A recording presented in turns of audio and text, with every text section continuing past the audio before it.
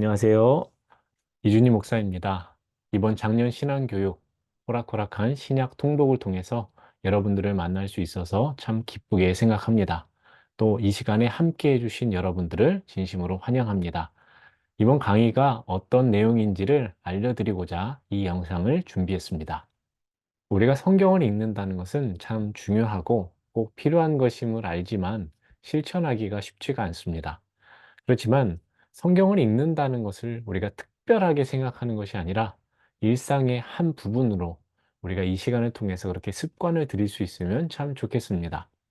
성경을 읽는다는 것은 좋은 것이고 또 즐거운 일이 맞습니다. 시편 119편 103절을 보면 주의 말씀의 맛이 내게 어찌 그리 단지요 내 입에 꿀보다 더 다니이다 라고 했습니다. 성경을 읽는다는 것은 우리에게 참 좋은 것이고 또 즐거운 일입니다. 그래서 이번 신앙교육의 이름을 좋을 호자에 즐거울 낙자를 써서 호락호락한 신약 통독이라고 붙여보았습니다. 이번 호락호락한 신약 통독의 목표는 7주간 우리가 신약 1독을 하는 겁니다. 대충 계산해 보니까 하루 평균 5장 정도씩을 읽으면 우리가 이 7주라는 시간, 49일이라는 시간 동안 신약을 일독할 수가 있습니다. 우리가 함께 하기로 한 이 기간 동안에 우리가 온라인으로 신약 통독을 진행하게 될 텐데 토요일, 주일을 제외한 월요일부터 금요일까지 영상이 업로드 될 예정입니다. 제가 영상 링크를 보내드릴 겁니다. 그러면 그 링크를 받으셔서 영상을 시청하시고 그날 읽어야 할 분량을 읽어주시면 되겠습니다. 그리고 강의 영상의 내용은 그날 읽을 말씀의 분량을 알려드리고 또 그 말씀에 대한 해설이 있을 겁니다. 그리고 그날 읽은 분량 중에서 한 절씩을 암송하실 수 있도록 하는 내용, 그리고 강의의 내용들을 다시 한번 점검하고 복습하실 수 있도록 몇 가지 퀴즈를 함께 내어드리려고 합니다. 그리고 수료가 참 중요한데요. 수료가 되려면 최소 85% 이상, 그래서 49일 중에 42일 이상을 출석을 하셔야 됩니다. 출석은 어떻게 하냐면 그날 영상을 보시고 말씀을 읽으신 다음에 또 암송도 하시고 퀴즈도 푸신 다음에 저한테 문자를 보내주시면 제가 그것으로 그날 출석 체크를 하도록 하겠습니다. 출석은 개근을 목표로 하셔야 됩니다. 제가 42일 이상이라고 말씀드리니까 나는 42일만 해야지 안 됩니다. 거듭 말씀드리지만 개근할 수 있도록 처음 마음 가지고 끝까지 참여해 주시면 좋겠습니다. 매일매일 성경을 읽어 간다는 게 쉬운 일은 아니지만 이번 시간을 통해서 앞서 말씀드린 것처럼 성경을 읽는 것이 특별한 일이 아니라 우리의 일상으로 녹아들 수 있는 그런 계기가 되었으면 좋겠습니다. 그럼 신약 통독을 들어가기 앞서서 신약 성경에 대해서 살펴보도록 하겠습니다. 성경은 구약과 신약 이렇게 크게 두 부분으로 나누어지죠. 그래서 구약은 옛 언약이라고 하고 신약은 새 언약이라고 합니다. 구약과 신약을 나누는 기준은 바로 예수님입니다. 예수님께서 오시기 전과 후로 우리가 나눌 수가 있는데 구약은 오실 메시아에 대한 예언의 말씀이었다면 신약은 그 구약에 약속된 메시아가 오셔서 이루신 구속 사역에 대한 말씀입니다. 그리고 신약 성경은 예수 그리스도를 통해 하나님께서 우리 인간과 맺은 언약의 내용이 담겨 있습니다. 신약은 총 27권으로 되어 있습니다. 이것을 또 크게 네 부분으로 나누어 보면 복음서, 역사서, 서신서, 예언서로 나누어 볼 수가 있습니다. 지금 우리가 읽고 있는 이 신약 성경은 처음부터 이런 모습은 아니었습니다. 신약 성경은 초대 교회들에 의해서 보존되어 오던 각 권들이 교부들에 의해서 그 권위를 인정받아 오다가 AD 397년 카르타고 공의회에서 지금 우리가 갖고 있는 신약 성경 27권이 정경으로 확정이 되었습니다. 그 신약의 순서는 우리가 다 잘 아시는 것처럼 마태복음, 마가복음, 누가복음, 요한복음, 사도행전, 로마서, 고린도전후서, 갈라디아서, 에베소서, 빌립보서, 골로새서, 데살로니가전후서, 디모데전후서, 디도서, 빌레몬서, 히브리서, 야고보서, 베드로전후서, 요한 1, 2, 3서, 유다서, 요한계시록 이렇게 순서가 됩니다. 그런데 신약의 순서를 우리가 저작 시기로도 구분하여 볼 수가 있습니다. 이 말은 뭐냐면 신약 성경의 각 권들이 그 쓰여진 순서대로도 볼 수가 있는데 그 순서는 또 다음과 같습니다. 사복음서가 가장 먼저 쓰였고 그다음 사도행전 1장에서 8장 그리고 야고보서가 그리고 사도행전 9장에서 14장이 쓰였고 갈라디아서가 쓰였습니다.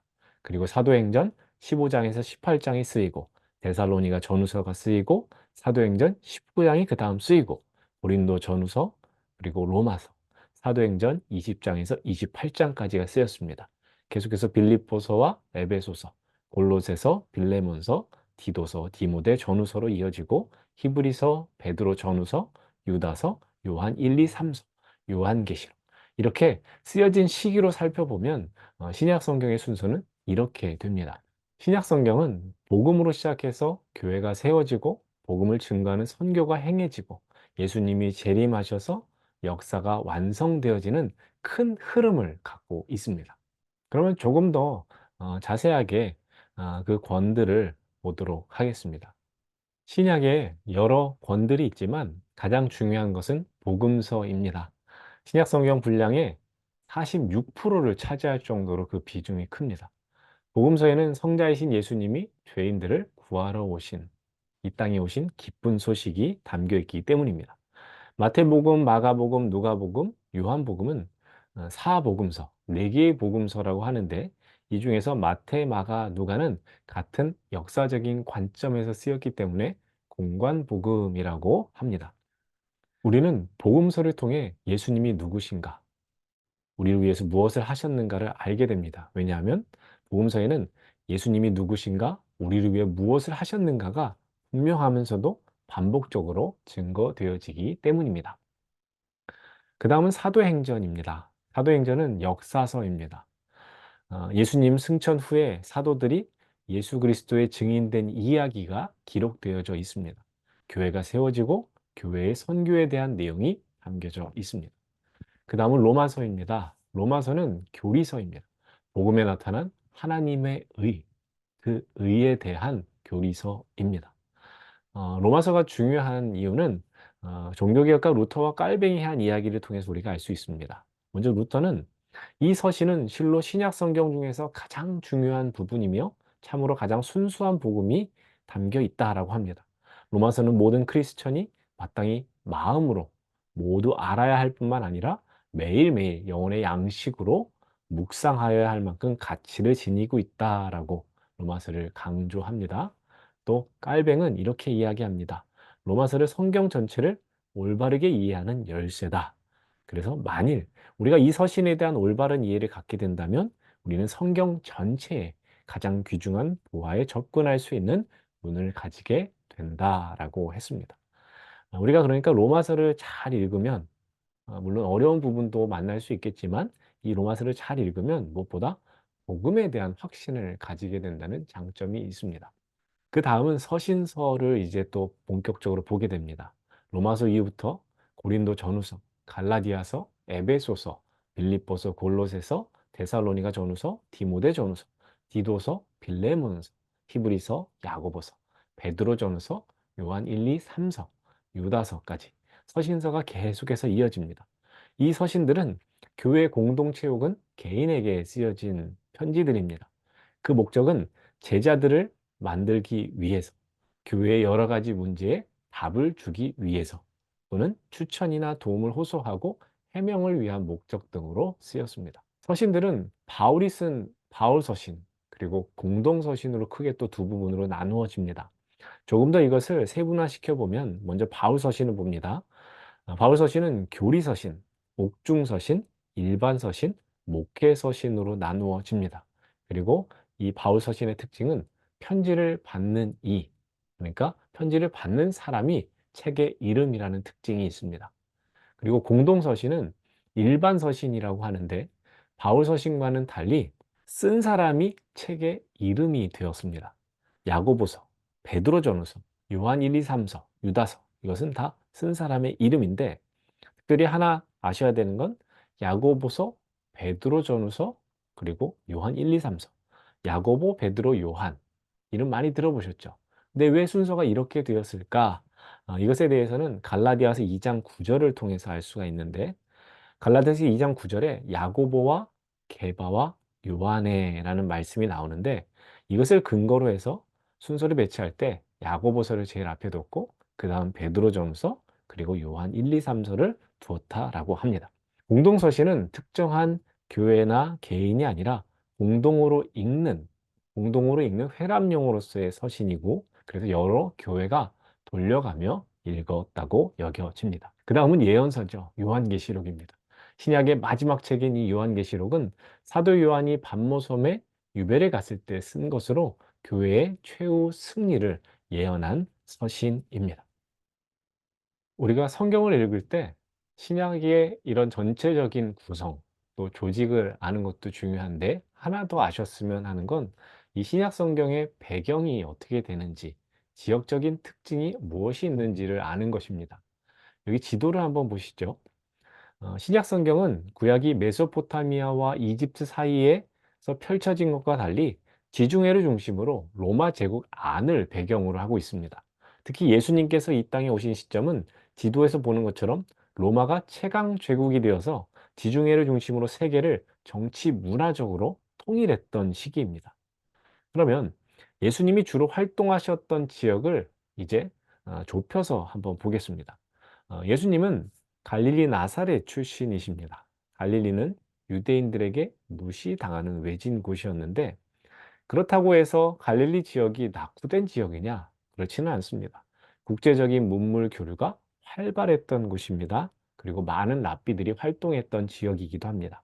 예수님은 바로 이 갈릴리에서 주로 사역을 하셨는데 이외에도 지도를 보시면 베들레헴, 예루살렘, 사마리아 데가볼리, 가이사랴 빌립보, 벳세다, 거라사, 가버나움 등 예수님의 행적과 관련되는 곳들이 많이 있습니다. 그러니까 신약 성경을 읽으시면서 지명이 나왔다. 그러면 그 지명이 나온 지역을 한번 지도로 찾아보십시오.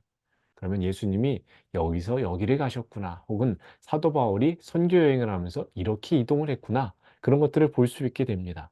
그러면서 거기서 또 얻게 되는 유익이 또 은혜가 있습니다.